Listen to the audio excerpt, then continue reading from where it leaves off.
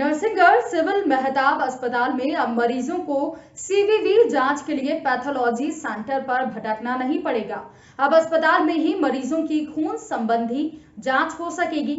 दरअसल शुक्रवार को पीलूखेड़ी स्थित Bhopal glues and gelatin chemical factory के द्वारा अस्पताल में सेल काउंटर मीन के लिए 6 लाख रुपए की रेड क्रॉस सोसाइटी में डोनेट की है। इस राशि से जल्द ही अस्पताल में सेल काउंटर मीन लगवाई जाएगी, जिससे खून संबंधी 18 तरह की जांचें अस्पताल में हो सकेंगी। वर्तमान में इन जांचों के लिए मरीजों को निजी पैथोलॉजी लैबों पर करीब 500 रुपए तक खर्च करना पड़ता है, लेकिन अस्पताल में न्यूनतम शुल्क में ये जांचों की सुविधा उपलब्ध कराई जाएगी। गौरतलब है कि प्रशासन के सहयोग से अस्पताल में जन भागीदारी से कई व्यवस्थाएं सुनिश्चित की जा रही हैं। एसडीएम की पहल पर फैक्ट्री ने भी सहयोग दिया। अस्पताल में इन जांच की सुविधाओं के संबंध में नागरिकों ने एसडीएम अमन वैष्णव को सुझाव दिए थे, जिसे उनके द्वारा गंभीरता से लेते हुए सुविधा के लिए पहल की गई। उनके द्वारा CSR योजना के तहत फैक्ट्री प्रबंधन से इसके लिए बातचीत की गई।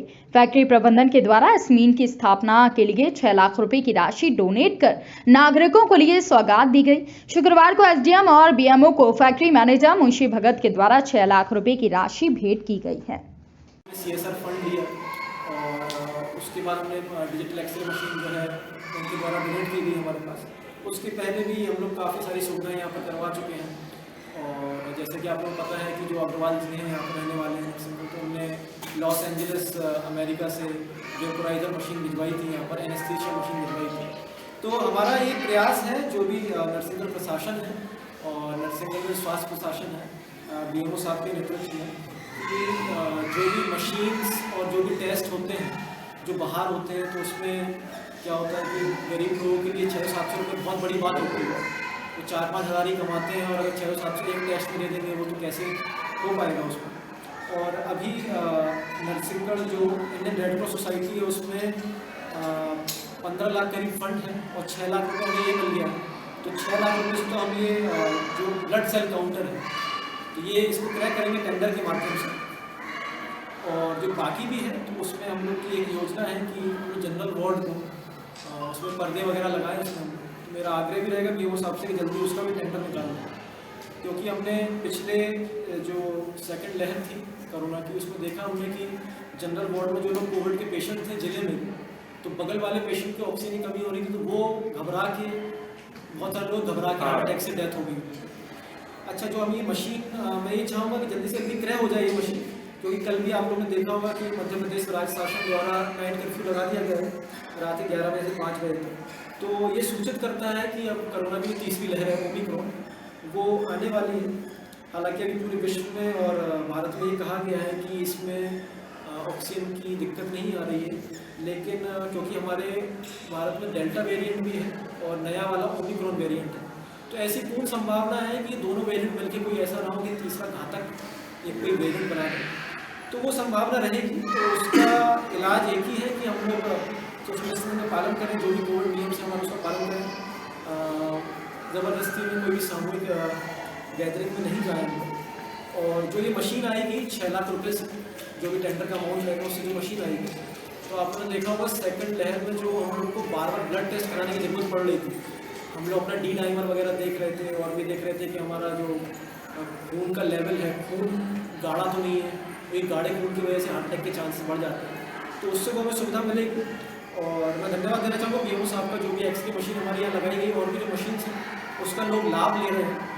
और मेरा इनसे यही आग्रह रहेगा कि आगे भी ये मशीन सुचारू रूप से चलती है, क्योंकि क्या होता है कि कभी कभी मशीन ख़राब हो जाती हैं तो उसमें फिर वो सही कराने में इतना ज़्यादा टाइम हमने इंडियन रेड क्रॉस सोसाइटी में डोनेट कर दिया। और उसके बाद आज हमने ये कार्यक्रम रखा है।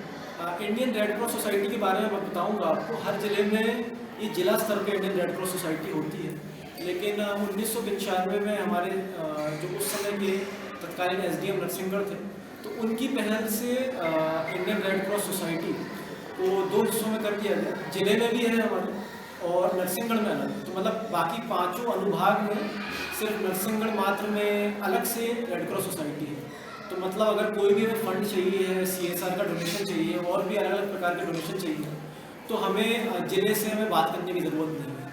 तो जब इनसे संपर्क किया गया, क्योंकि हमारा खुद एक अलग से रसीद कट्टा है, इसका जो भी डोनेशन आएगा तो हम यहीं पर ले सकते हैं उससे, तो हमें ज़िले में अनावश्यक रूप से पत्राचार करने की ज़रूरत नहीं और काम भी बहुत स्विफ्टली होता है। जैसा कि आपने देख लिया 7 दिन के अंदर ये काम हो गया, उसकी हम ये रसीद भी देंगे इनको।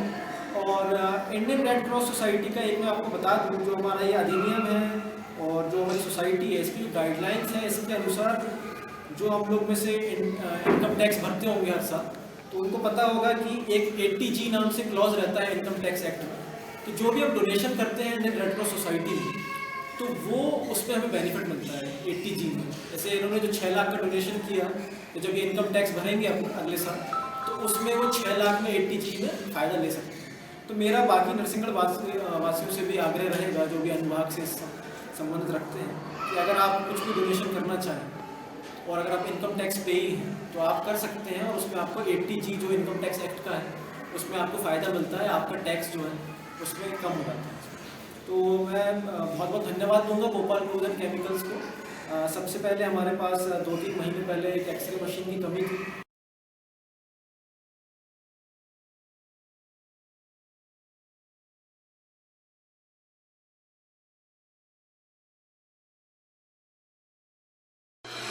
Rabindranath Tagore University, formerly known as ISECT University, the pioneers in skill development with focus on creating industry-ready professionals.